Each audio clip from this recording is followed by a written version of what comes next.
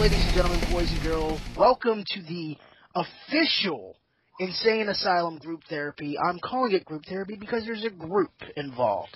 So, with that being said, I want to bring you all inside of my head for once, and we can all have fun and talk about crazy nonsense that goes on inside of our heads. But tonight I am not alone. Yet again, I have more people who are willing to talk to me, and it's not just the voices in my head. Let me first introduce a man whose current picture is wielding a sword, Ryan. What's up, dude?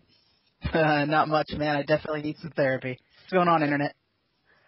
I promise you will find a strange form of therapy here.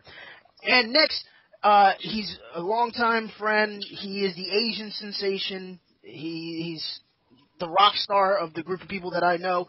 Min, what's up, dude? Yo, what's going on, people? All right. Now, topic of the night. Top 5 favorite video games of all time. Personal favorites. Now, I chose this because I think a lot of people have their favorite games. Doesn't matter if it's PC, if it's console, handheld. Doesn't matter the genre. Everybody's got a small collection of games that they refuse to get rid of or they refuse to forget. So, I'm going to start it off with you guys, starting with Min. You tell me your number 5 on your top 5 picks of favorite games of all time. You go ahead and start it off, Min. Well, 5 is a very small amount of numbers for all the games that I've experienced in my life. But if I have to choose, I think these are a pretty good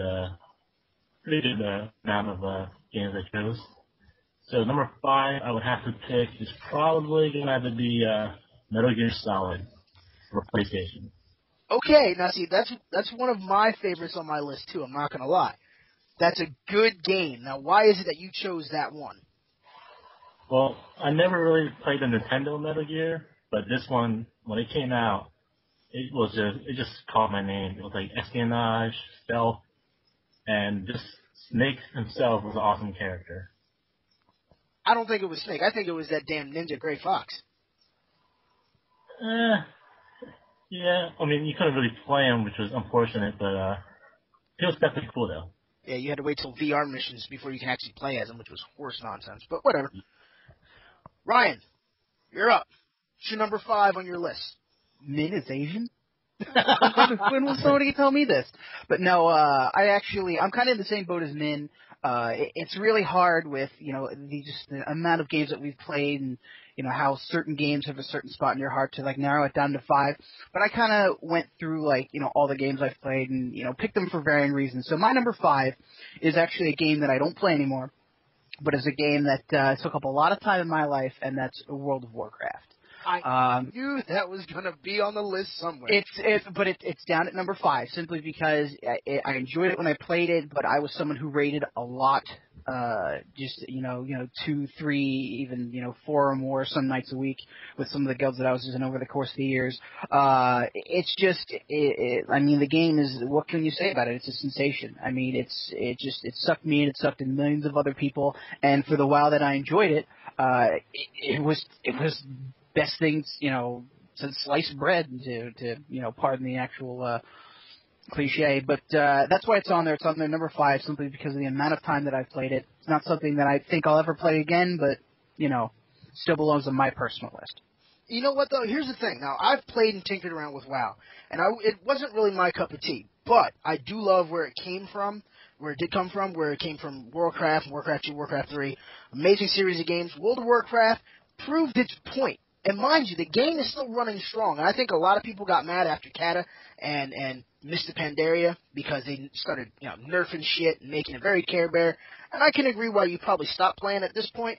But when it was in its prime, between launch and up to Wrath, it was really, really good for a lot of players, and they loved it. And I can understand why you would choose that game. For me, I'm going to take the MMO genre, and this is at my number 5, which is kind of bad, but it's actually kind of good. It's Guild Wars 2. Now, I prefer this game just because I played Guild Wars 1 thanks to Min. He got me into it. And this one was such a this one was such a vast improvement over the first game. I mean, it was almost it was completely rebuilt from scratch.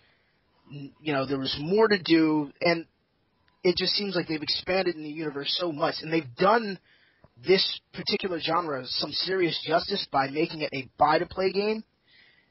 And it's literally, you buy the game, you play it, and any accessories you want to buy later on, that's up to you. They have a decent cash shop worked out. It's got PvP, PvE, and it's got world versus world versus world. Taking on 2 other servers at once to get resources and stuff, I thought that was really smooth. And the combat is very fluid. So that's one of the reasons why it's one of my favorite games. Min, you're number 4 on your list. What is it? Number 4. It's kind of a tie between these 2 games, but I'm going to say this is probably number 4. It's going to be just the God of War series. Okay. Wow, you sound like Jess. Why? She likes the God of War game? Are you kidding? That's like her favorite series. She hasn't had much experience in the games, though. She has only started playing. Dude, chicks dig Kratos. Dude, yeah. you don't understand. She has played every game on PS3 so far. She has played 1, 2, Chains of Olympus, Ghost of Sparta, and 3. And she plans on getting Ascension. She's caught up on the Gears games. Or on the God of War franchise, I'm sorry. Nice. But, and you know what? I don't blame you. I think Kratos was the hero a lot of people needed when it came to the PlayStation. Because for a while they had Dante and then, kind of faded off. But when Kratos came around, that was it. Like, first Crash Bandicoot, but no one could take Crash seriously. I mean, come on, it's Bandicoot. Well, there was, just to toss this out there was a game that was very, I never played it, but I have a friend of mine who it's one of his personal favorites. It was kind of God of War-esque. It was called Rygar. Okay, oh, yeah. I remember that game, Rygar. That was actually a lot of fun. But, I mean, it didn't create, like, this mainstay kind of character. Yeah, it kind of faded off. Yeah, Kratos was very enigmatic. He was like, Dante was supposed to be, like, cool, but Kratos was supposed to be like, forget the cool factor, I'm just going to be badass. Exactly. And I don't blame Min for having that on his list. I mean, God of War series is badass. And with Ascension coming out, it's just going to get even more chaotic and crazy-tastic. Yeah. Ryan, you're up.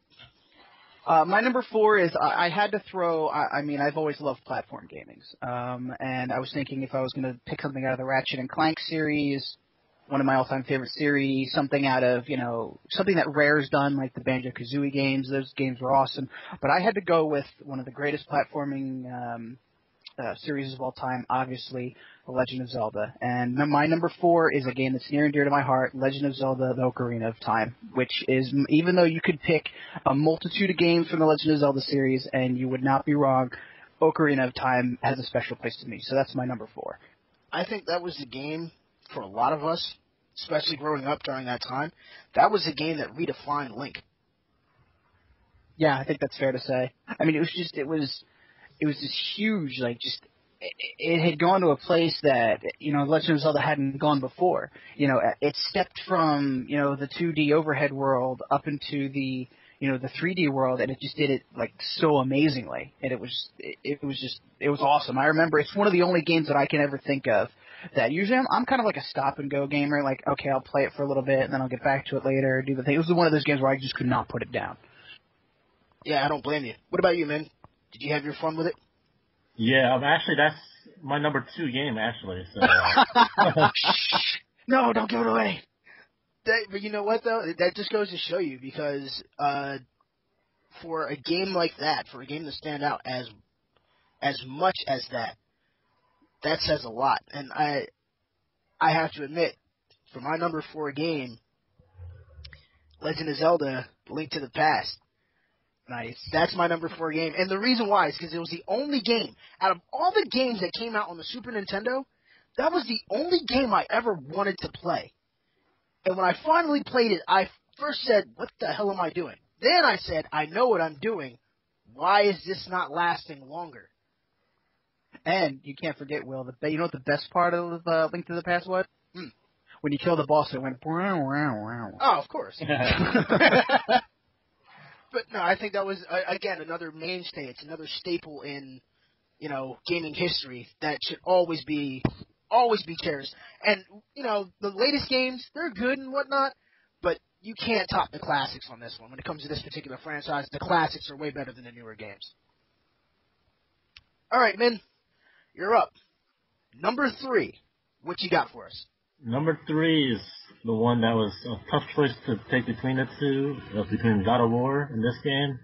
But I think I spent more time on this game than the God of War game. Same console, but I want to go with the Uncharted series. Now, see, okay, I can definitely get behind you on that. Nathan Drake is an awesome character. He is like the modern day Han Solo. Just because he's witty, he can fight, he's smart, and he says some really slick shit along the way. He's kind of like the Han Solo of gaming. Yeah, I guess. Even though Han Solo technically is in games. Well, but he's kind of that, like, you know, debonair, you know, kind of, you know, suave, but a little bit of a scoundrel, you know, kind of a deal. He's a smartass. Smartass. Yeah, he's a smartass, which is a great way to. But he's a smartass that people like. Now, I got to ask you this, man. Who would win, Lara Croft or Nathan Drake? Laura wouldn't win because Nathan would just punch her in the boob. I don't know.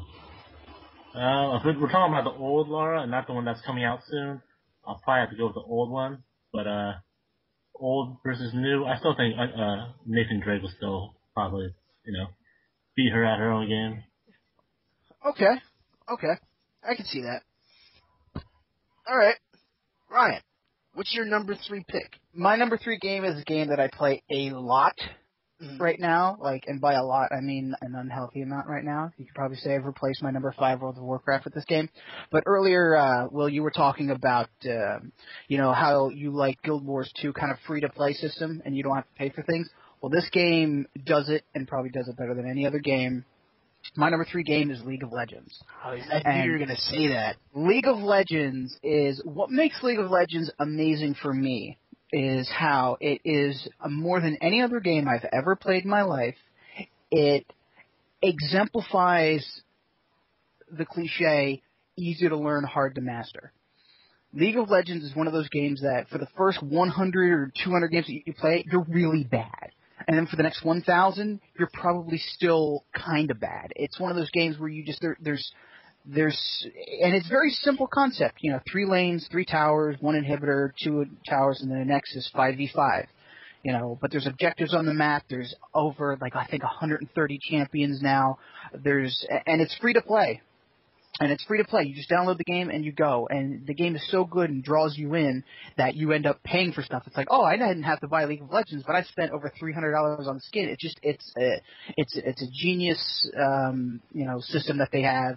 It's just the game is just so good. It's definitely rage inducing though because it's, you know, PvP.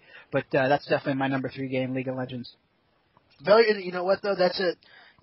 I've noticed that there are a lot of MOBA games out nowadays. And it all started because of Dota. Yeah, because of Dota. Yep. Of course. All right.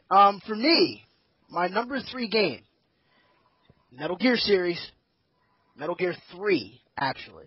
It wasn't 1 or 2 or 4. Metal Gear 3 was my favorite one. Took it back in time a bit, back into the 1960s, incorporated a new fight style for Snake, which was CQC. And it was more kind of Rambo-esque. Without it necessarily being Rambo. You know, like, if you played the first one, it was like, you get the bandana, unlimited ammo. This one, it was more like, you have to survive. You literally have to, like, eat. Otherwise, you start to slow down. You will get sick. You can have your bones broken. You have to set them. Things like that. And this gave the game a whole new, like, feel. And the combat and the story, oh my god, the story was incredible. But the characters, the combat, all of it, all around. Great game. Min, we already know what your number 2 is, but you might as well say it. Legend of Zelda: Ocarina of Time. Why? This was the one game on the N64 that I probably missed a lot of school days just so I can play some extra hours on it. God. And I'm not ashamed of doing it. I can't say I missed those school hours compared to the gameplay I had. Are you serious? You really got out of school to play Ocarina of Time? Really? You know, here's what I bet. I bet your experience with the game, Min, was very similar to mine. I beat the game in a week. I spent 4 of those 7 days in the water temple Oh my god. That Okay. was horrible. I think we can all agree. Water Temple, hardest temple out of the entire bunch. Did you guys know that Shigeru Miyamoto actually apologized for the difficulty of the Water Temple? He actually publicly apologized, saying that, yeah, it was way too hard, and they even scaled it back in, like, the Master Quest version and, future versions of the game. Really? Yes. Because it was, well, what was funny was, like, okay, let's take the final 5 temples when you're Adult Link. Forest Temple. Okay, that was a good challenge. It was a great challenge. You start out the big dungeons. You're a big boy now. You're in a big boy dungeon. Really good. Fire Temple. If you played the original N64 version, you had the chanting, which was, taken out of the future games because it was Arabic and the whole, Muslim controversy, which really set the tone of that I almost called it an instance. Fuck, I played WoW too much. Of that dungeon. That was tough. That was a step up. And then you got to the Water Temple. Zing! The difficulty level went, like, through the roof.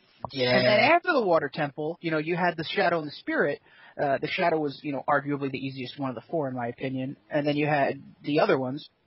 But it was just, it was not congruent with the difficulty of the other ones. Because in general, let's face it, if you're a gamer who likes a challenge, the Legend of Zelda games aren't really the kind of game that you play for a challenge. You play for the adventure. You play for the experience, basically. Zelda games in general, I can't think of a Zelda game, unless I go back to, like, maybe the Adventure of Link, Legend of Zelda 2. Yeah. That actually has parts of it where you go, fuck, this is hard. Right. No, I don't blame you on that one. And there are a lot of games that they did that with, unfortunately. Like Devil May Cry 3, when that game first came out, they accidentally scaled it up where, like, normal was actually hard. So when you went on to Nightmare mode, it was actually, like, at Ultra. Yeah. And then they had to re-release the game because it was like, oops, we sold the wrong copies because we accidentally scaled it up one level higher than what it should be. Sorry, we put it on Asian mode. Sorry, guys. All right. Ryan, what's your number 2? My number 2 is a very, very special game to me, and this is a game that I'm sure you guys will agree with. I've always loved RPGs, always been a huge fan, but the one game that got me into RPGs was actually Super Mario RPG, but the one game that got me to love RPGs and just play dozens and dozens of them is a game that I know a lot of people love. My number 2 game is Final Fantasy VII. Final Fantasy VII, for me, made gaming from let's play a game to let's experience a game. It was the first time I'd ever gone through conflict, a story with characters that just tugged at my heartstrings. I remember finishing Disc 1 when Aerith died. Spoiler alert, Aerith dies. when Aerith dies at the end of Disc 1, I literally remember I was 13 years old. I remember going up in my room, laying on the bed and go, no, she's not dead. No, she's not. She's going to come back. They're going to revive her. They're going to do... No, she's not. No, she's not dead. I mean, it was the first game to have an emotional impact on me, and it just fueled my love for RPGs. Now, I did go back, and just so, all the purists out there, your Final Fantasy VII was the downfall. I did go back, and I played every Final Fantasy. I've played 1 through 10. I haven't played anything beyond 10, so... Yeah, I think Final Fantasy game is... Final Fantasy VII is just, to this day, I just, and it has so much replay value for me. I could go on for this entire, session about it, but I'm just going to leave it at that. Final Fantasy VII, my number 2 game. I think we all have a bit of Final Fantasy VII in us. I mean, Min's got a bit of Cloud in him. I've got a bit of Sephiroth in me. That's perverted, guys. But, I mean, in all seriousness, though, I mean, that game was monumental to a lot of people, and it set the bar for a lot of RPGs. And I can't argue with that being on your list. My number 2 game. Now, this is an RPG as well. I'm a big fan of this particular game. Out of the entire franchise, Castlevania Symphony of the Night. I knew it. Good pick. I knew it out there. Look, here's the thing. That was the game for me that proved to me that action games and RPGs can work together. And as a side-scrolling action RPG, this was perfect. This was badass. The story really didn't mean shit, but it didn't matter. You got to play as a half-human, half-vampire. You got to collect weapons that each weapon had a different ability. My favorite sword was the Heaven Sword, even though everybody loved to get the Krisengrim Sword, which is, okay, just, hit the attack button and watch it fall to pieces. But it was just so overwhelming. And it had the RPG element to it, so you can actually level up. I was like, this is fucking awesome. So, and his name is the same as his dad. Yeah, backwards. Exactly. All right, just like that part in the game where it's like, oh, I finally got there. Now the castle's upside down. What? And then you go through it again. It's like, but I didn't fight Dracula. And then when you finally fight Dracula, like, is this the end? Min? Yes. We're up to you. This is your number one game. Let me go back on the whole Final Fantasy VII thing with the spoiler alert. If by now you have never played Final Fantasy VII and known that she died, return your gamer card right away. That is just retarded. So if that spoiled anything for you, return your gamer card right away. Yes, return it, have it chopped up, burned, and you should be burned at the stake with it. So, but, that being said, my top game, which is horrible because 5 games is just not enough, but I had to really, really think about it, and I'm still thinking about it now between these 2 games. But I think it's only fair to go with the game that came before this that started my obsession with RPGs. And unfortunately, lately, RPGs aren't really my cup of tea anymore because they've changed drastically, in my opinion. But I'm going to go with Chrono Trigger. I knew it! I fucking knew it! I was wondering who was going to bring up the Chrono Trigger pick. Yeah, I mean, it wasn't like, what do you call it? Where you click on, fight or magic, and then whatever that's called, I forget what it is. It wasn't the standard Japanese-style RPG. Yeah. Okay, so it wasn't really, so you weren't a big fan of the whole menu-based system where, click, fight, wait, attack, things like that. It was more for you for the action. Yeah, because it just wasn't, I mean, I know it's silly to say, but it wasn't very realistic. It was just like 5 people lined up just waiting for the other guy to hit them. It's just kind of absurd to me that, the other guy wouldn't attack. It's like watching Dragon Ball. The guy's charging up for this devastating move, and the other guy is just watching him do it. It just, I don't know. It's weird. I'm paralyzed with fear! One of the really great strengths I think about Chrono Trigger, and it's funny, I hadn't noticed this until a couple months ago. I was watching a video of a guy online who was talking about how good he thought the game was, is that as far as an RPG goes, it's one of the most balanced games you could ever play. There is no party that you could throw out there that's like weak or terrible. Like, generally in an RPG, what happens is, okay, you find the characters that are, especially if you go back, that are OP, especially if you go back to the olden days, like, with the job system of old Final Fantasy games, it's like, okay, we're gonna throw out, 2 ninjas, a sage, and a black mage, and it's OP, and we're gonna win. With that, it was cool because you could put out any 3 characters you wanted, and then they would work together with dual and triple tech attacks, and it was awesome, like, and it worked. Yeah, those are good times. Makes you want to play it now. Ryan, your number one game. Okay. Well, what's interesting about my number one is it's not a genre I play very much. Okay. But for me, when I play a game, it needs to be an experience. And this game was such an immersive experience and it had such amazing replay value that I play this game probably twice a year at least. I go back and I play through it again. This game just brought so much to the table. The game itself was good, but the atmosphere, the story it told, it was able to do things through imagery and through environment that I don't think any other game has ever been able to do for me. And that game, my number one, is BioShock. Wow. BioShock. That's a shocker. BioShock, to me, there's just so many really good things about it. There's just so many things about that I can't put into words. Just how the twists and turns that the story goes through, how you develop an attachment to the characters simply on a raw level. There's really not like tons of backstory. There's really not tons of like, obviously there's plot twists, but just the environment, the setting, just everything about the game to me is just absolutely unforgettable. And like you said, it's a shocker because I don't play FPSs. But in all honesty, I don't consider BioShock to really be an FPS. Like, you think of FPS as you think of the 8-year-old, oh, fuck you, noob, fucking Modern Warfare blew you up. You know, it's the first people think. But with BioShock, it's one of those games where I tell people, if you have not played BioShock, you're doing yourself a disservice, because it is one of the it's a work of art. It's an absolutely great game. And even though that's my list, I would like to make a special mention, Conker's Bad Fur Day.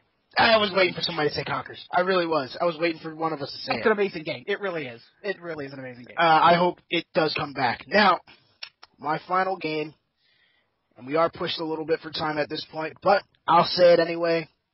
Long story short, ever since Min introduced me to it by accidentally buying it one day, I've been hooked since. Hello Kitty Adventure. Damn it, Min. No, the Elder Scrolls series. Oh, nice. I knew that was Yeah.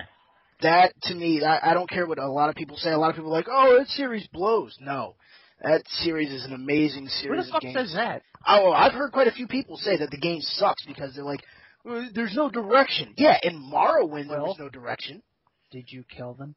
Unfortunately. Oh, okay. Well, I can't say unfortunately because they deserve to die. But anyway.